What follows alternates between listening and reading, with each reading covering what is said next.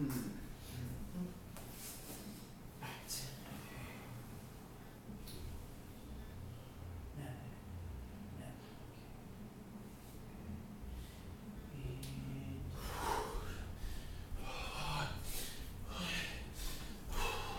Ivan Ivanovich. Delighted to see you.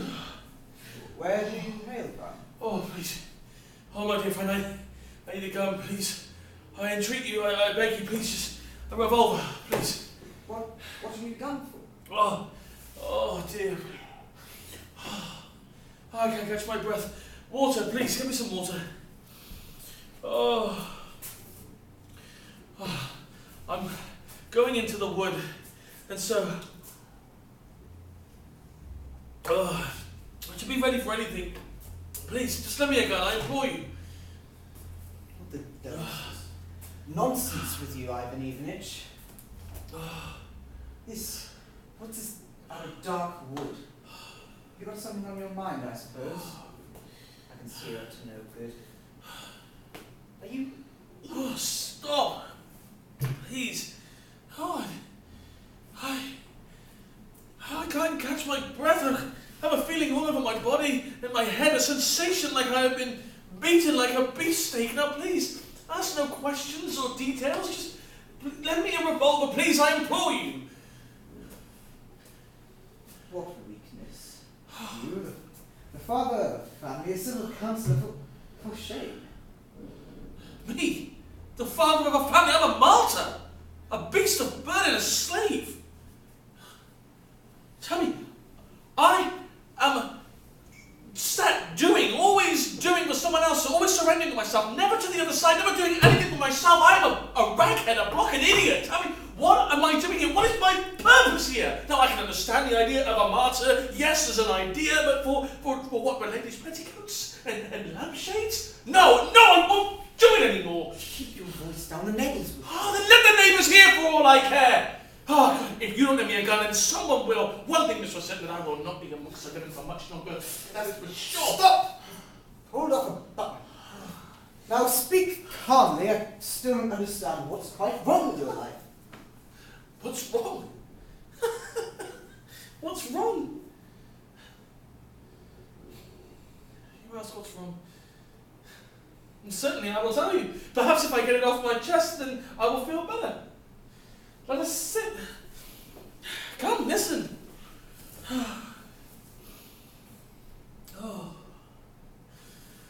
Oh dear. I can't catch my breath. Take today, for example. Take it. As you know, from 10 in the morning till 4 in the afternoon, I am to stick in the office. Now, it is baking hot. It is stuffy. There are flies everywhere, and I'm surrounded by hopeless muddle and confusion. My secretary has gone off on holiday, and my assistant Ralph is gone off to get married, and all the other small fry that come into the office seem to have gone dotty over weekends and love affairs and amateur theatricals. They're all so tired and exhausted that you can get no sense out of them whatsoever. And my secretary's duties, well, they are being carried out by an individual who is deaf in the left ear and hopelessly in love. Anybody else that comes into the office seems to have all lost their wits. They're always in a rush, in a hurry, running around in a fluster, ill-tempered, threatening. It's such a regular bedlam that you want to scream, you know? And the work is hellish. It's the same thing over and over again. References, inquiries, all the same, like the waves of the ocean. Have you ever watched the ocean as it comes in and out, and then crash, and out, and crash, and out, and out? It makes your eyes feel like they're going to pop out of your head, you know? Oh, more water, please.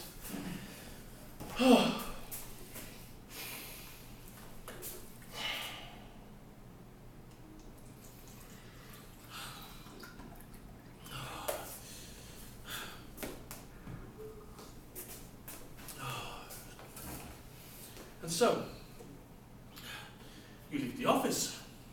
You are shattered, tired as a dog, torn to rags. Now you want to go home and have a good meal and a good snooze, right? But no, you are to remember that it is the summer holidays and that you are a slave. You are a wretched rag who must run around carrying out commissions. When you see, My holiday retreat has a ritual, a routine that says when the summer visitor is going to town, not only his wife, but every wretched holidaymaker is privileged and entitled to burden him with masses of commissions.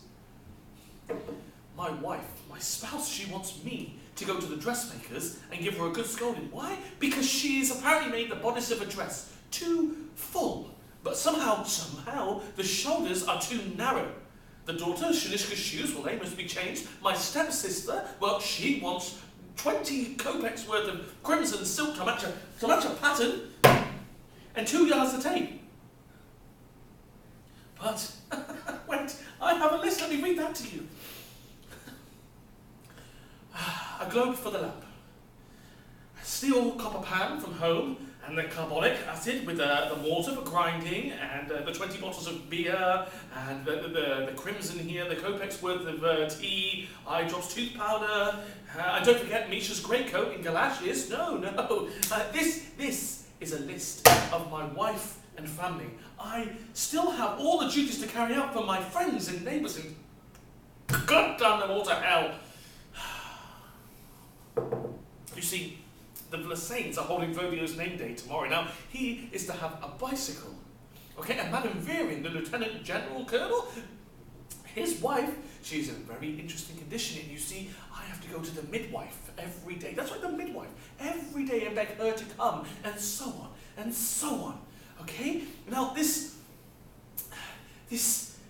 I have 5 of these lists. 5 of these lists, and a handkerchief in my pocket that is nothing but lists. Okay, so from the time I leave the office to the time I get on the train in the evening, I am to run about town with my tongue out dragging the floor like a hopeless lost dog. I am running around town cursing my own life.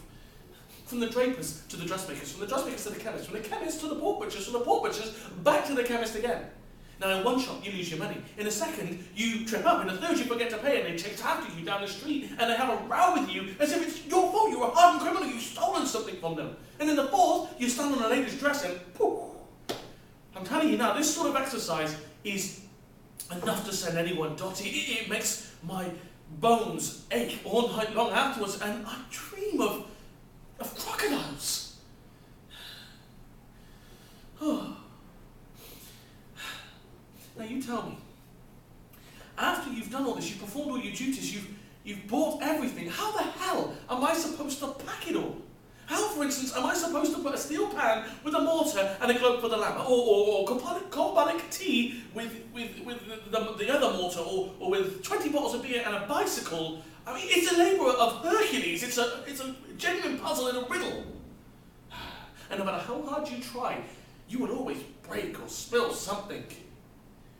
And at the train station, you'll have to stand there, and in a carriage, with your legs spread over and your arms out, holding parcels and packages with your chin puppets up on the top, and you've got fish baskets full of everything hanging off the side of you here, and then the train begins to move. And people start pushing you out the way, and they're moving all your parcels and packages out the way. See, your parcels and packages are all over their seats. They call the conductor. They cause a scene, a row. They start threatening to have you kicked off the train, and what am I to do? What am I to do? What am I to do? I stand there, blinking at them like a donkey that's been beaten. Now, let me tell you what happens next. You get home. Now, one deserves a good drink, a good meal, and a good snooze, doesn't one? But no sooner have you finished your soup, your wife is on to you. And you are to go out and do amateur theatricals and dancing all night long because you're a husband. You see, you're a husband, and husband in holiday language means dumb animal. A dumb animal who is stricken and laden to do as you see fit without the constitution or interference from the Society of Cruelty of Animals. No. So you go to the theatre, you watch, you look on there, and it is scandal in a family or mucha. And you begin to clap because your wife's prompting you to. All the while, you're growing weaker and weaker and weaker as if you will expire at any moment. And at the club, you have to look on at the dancing and you have to pray that there is someone gentleman enough like to dance with your wife, because if not, you have to get up and dance the quadrille yourself. Me? Dancing?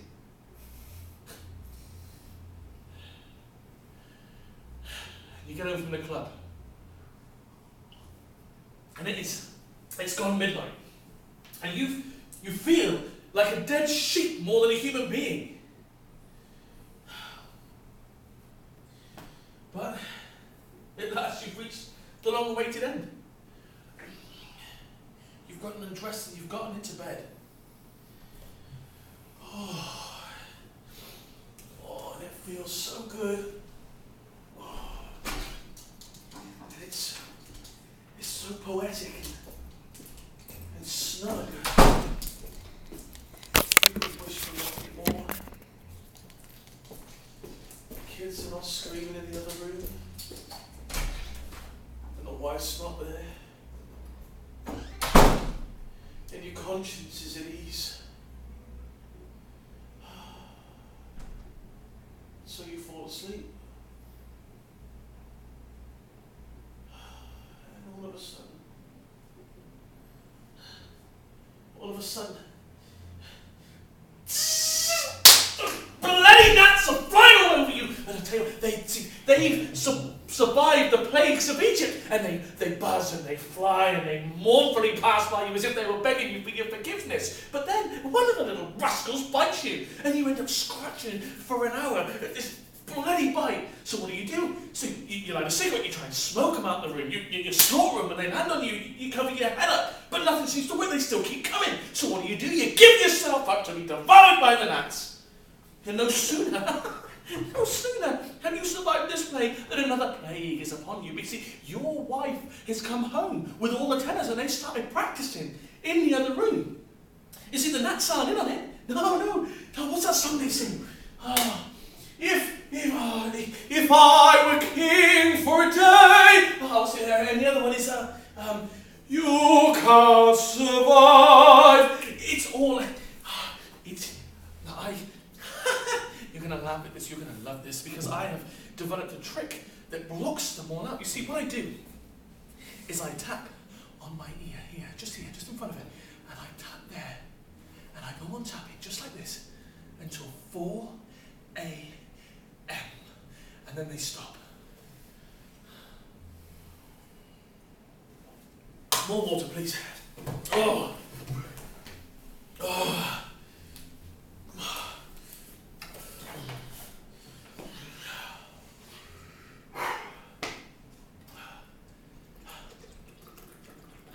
And so there you have it.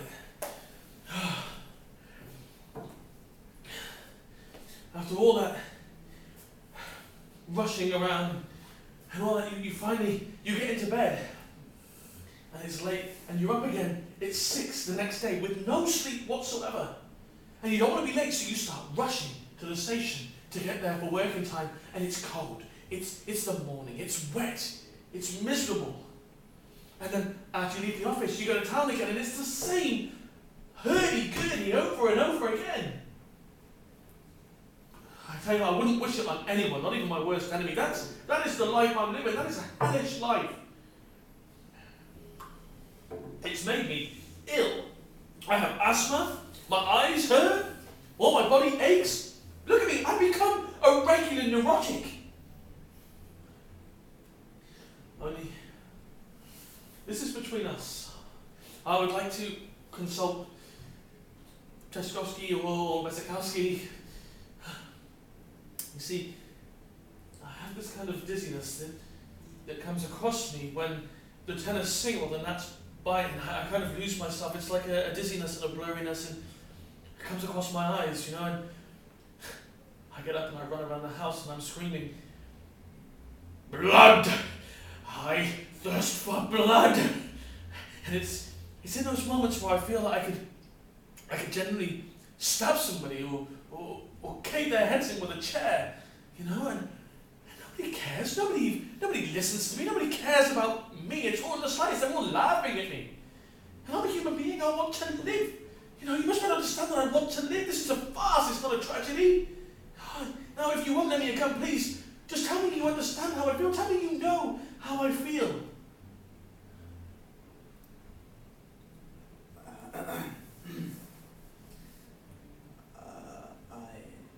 I do feel for you.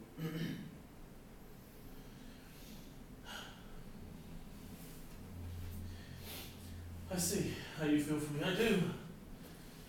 I do.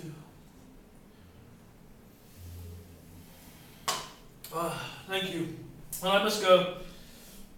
I'm still to get anchovies and tooth powder and God knows what else from the supermarket. I look at the list.